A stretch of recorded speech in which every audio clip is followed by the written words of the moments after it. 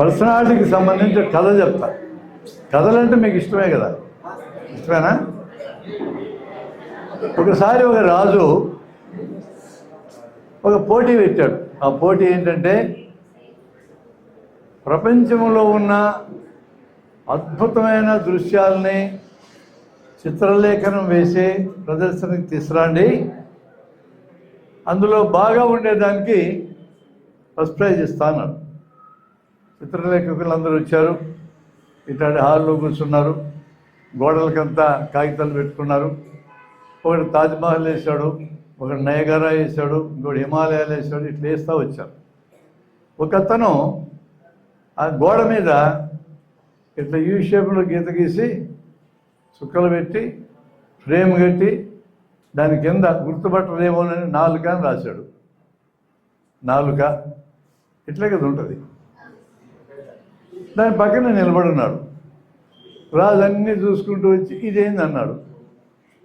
రాశాను కదా రాజా, కింద 4 అని రాశాను కదా అన్నాడు. అంటే అంత అంత గొప్ప ఆర్టిస్టు గీసినాడు అంతే. దీన్ని గీసినవేందా అన్నాడు. వాళ్ళు అంత బాగా గీశారు చూడు, నువ్వేందు గీతెట్టు గీసి 4 అంటున్నావని. రాజా, తమరికి తెలియని ఏముంది, నోరు మంచిదైతే ఊరు మంచిది అవుతుంది. నోరు బాగుంటే ఎవరినైనా గెలుచుకోవచ్చు మనము. దారిని పోయి ఆ అతన్ని ఏమన్నా బాగున్నావని చిరునవ్వు నవ్వితే మరి రెస్పాన్స్ ఇస్తాడు. ఏమన్నా కొడక బాగున్నావంటే చెప్తా కొడతాడు. దాన్ని మనం పోయేటోటి ఎవరిదైనా కాలు తగిలితే సారీ అన్నా అంటే సర్లేనా అంటాడు. అట్లే తొక్కుని వెళ్ళిపోతే ఏయ్ ఎట్టుపోతున్నావు, కాలు తొక్కేసిపోతున్నావు, సారీ చెప్పేలేదా, నిమిషంలో తగాదు వస్తుంది. నోరు మంచిదైతే ఎవరితోనైనా కలిసి బతకగలం మనము. ఆ నోరు దరిద్రంగా ఉంటే ఎవరితోనో తగాదా తెచ్చుకోగలం రాజా, అందుకని నేను ఈ బొమ్మ వేసిన అన్నాడు. అరే ఏమి చెప్తీవురా, ఈసారి నీకే ప్రైజ్ పోన్నాడు. మళ్ళీ నెక్స్ట్ ఇయర్ పోటీ ఇచ్చాడు. ఈ ప్రపంచంలోని అత్యంత ఘోరమైన బొమ్మలు ఏమన్నాడు ఈసారి. ఒకడు యుద్ధం వేశాడు, ఒకడు ఇజ్రాయేలీ యుద్ధం వేశాడు, ఇప్పుడు జరుగుతున్న యుద్ధాన్ని. ఇంకొకటి సునామీ వేశాడు, ఘోరమైనవి కదా. పెద్ద యాక్సిడెంట్ ఒకటి వేశాడు. వీడు మళ్ళీ వచ్చాడు, మళ్ళీ 4 బొమ్మ వేశాడు. ఈ రాజు చూసుకుంటూ వచ్చి ఎక్కడో చూసినారు ఈ బొమ్మ అంటున్నాడు. నిన్ను కూడా చూసినట్టుంది అన్నాడు. అవును రాజా, నేను పోయిన సంవత్సరం వచ్చా పోటీకి, నాకే ఫస్ట్ ప్రైజ్ ఇచ్చారు మీరనే. మళ్ళీ అదే బొమ్మ తెచ్చిపెట్టావా అన్నాడు. లేలే మళ్ళా గీసిన అన్నాడు. అది గీయడానికి ఏంటి కష్టం, ఇవి పెట్టేది గీతలు కొట్టేది చుట్టూ, మళ్ళీ కొత్త దేశం ఇంతే కదా. అప్పుడు వాడు ఏమన్నాడంటే, ఇది వినాలి మీరు జాగ్రత్తగా. ఏమై నువ్వు రాజు అయితే ఉడికి లెక్క, తొక్కలో రాజువి, బొమ్మలు చూసినావు, ఘోరమైనది ఏమన్నావు, నేను ఘోరమైనది వేసా, నువ్వు ఇస్తే ప్రైజ్ ఇవ్వు లేకపోతే వెళ్ళిపో, అంతేగాని నా బొమ్మను కామెంట్ చేయడానికి నువ్వెవడవు రా రా నువ్వెవడవు రా అన్నాడు రాజుని. మామూలుగా సర్పంచ్ గారికి ఎంత కోపం వస్తుంది గట్టిగా అంటే, రాజుగారికి ఎంత కోపం రావాలా. ఏయ్ బట్టలారా రండిరా, ఇట్లా పట్టుకోండి, నేను జైలు లేడు, రేపు నేను ఊరి తీసి పారేస్తా అన్నాడు. ఇప్పుడు వాడు ఏమన్నాడంటే, రాజా మీ మీద నాకెందుకు కోపం ఉంటుంది రాజా, ఒక 5 నిమిషాల ముందు అత్యంత ఘోరమైన చిత్రాల ప్రదర్శనకి నా బొమ్మ తెచ్చినోని, 5 నిమిషాల తర్వాత రేపు ఉరిదీయబడబోయే మనిషినైనా ఎట్లా సాధ్యమైంది చెప్తారా అన్నాడు. నాలుగకుండానే కదా రాజా అన్నాడు. నాలుగే, అది మీకు నిరూపించడానికి ఇట్లా అన్నాను తప్ప, రాజా నీ మీద నాకేం కోపం ఉండదు. ఏం చెప్తున్నా నువ్వు, ఈసారి కూడా నీకే ప్రైజ్ అన్నావు. ఏంటి ఇందులో మనం నేర్చుకోవాల్సింది, చక్కగా మాట్లాడటం నేర్చుకోవాలి. ఇతరులకు బాధ లేకుండా ఎంత పెద్ద విషయమైనా చెప్పచ్చు. ఈ అమ్మాయిని మెచ్చుకున్నారనుకోండి, నీ అంత అందగత్త భూమి మీద లేదని.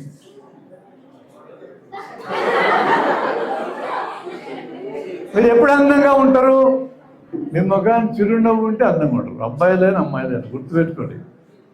చిరునవ్వులు లేకుండా ముఖం ముడుచుకుంటుంటే మీ ముఖాన్ని జొన్నలు విసిరేస్తే పేలాలు తయారవుతాయి. ఇంత చెప్పినా కూడా అక్కడొకరు ముఖం ముడుచుకొని ఉన్నారు, జాగ్రత్త, తొందరగా చచ్చిపోతారు మీరు. చిరునవ్వు ముఖం మీద లేని వాళ్ళు త్వరగా చచ్చిపోతారు. చిరునవ్వు ఉంటే 40 రకాల రోగాలు రావు.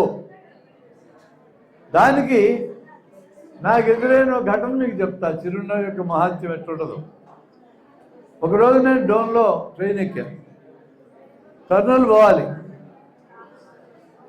మీరు కూడా ఎక్కడైనా చెప్పొచ్చు కదా, చాలా బాగుంటుంది కదా. రైట్ రైట్ రైట్ కథ కాబట్టి వినాలా. Okay, thank you. బాగా రద్దీగా ఉంది రైలు.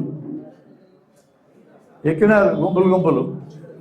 ఒక అతను సీటుకి అడ్డం తిరిగి కూర్చున్నాడు. అంటే 2 సీట్లు వాడే ఆక్రమించాడు. ఈ ఎక్కిన వాళ్ళలో ఒక అతనికి చాలా కోపం. చూస్తున్నా ఏం జరుగుతుందని.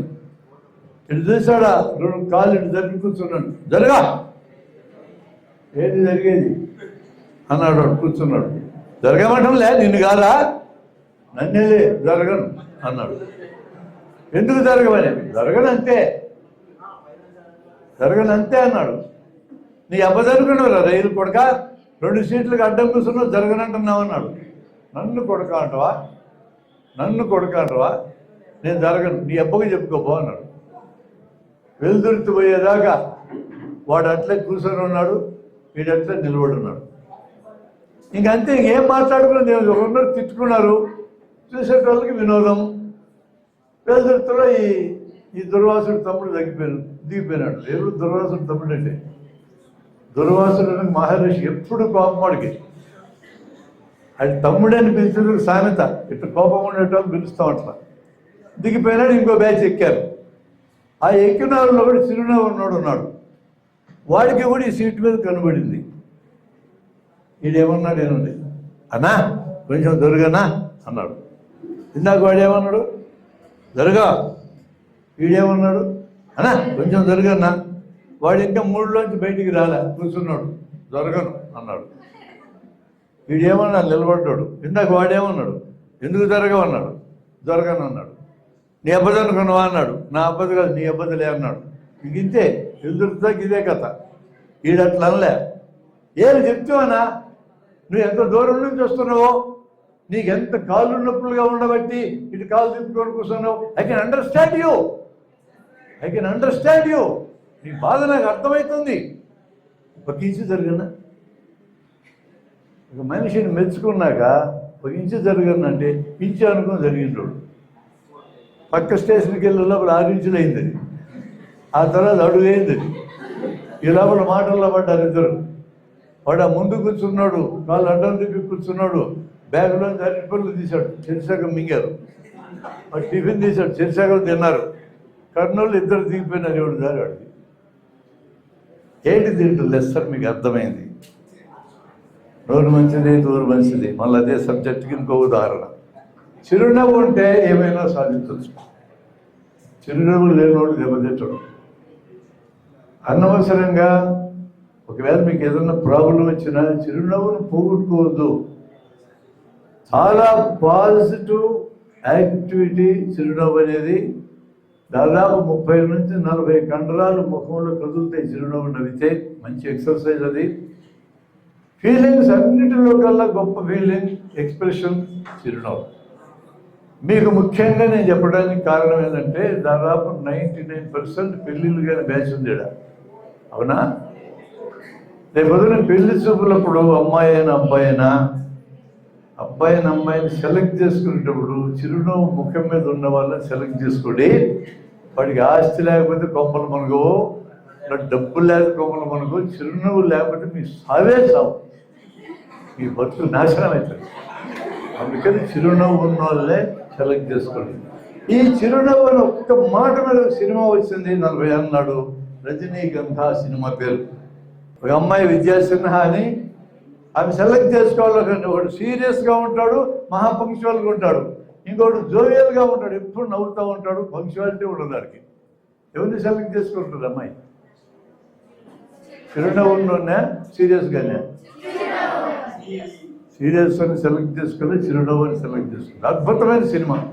మీకు పాత సినిమాలు చూసి అలవాటు ఉండదు, మీ కర్మ నేనేం చేయమంటావు. కానీ మంచి సినిమా చూడండి వీలైతే.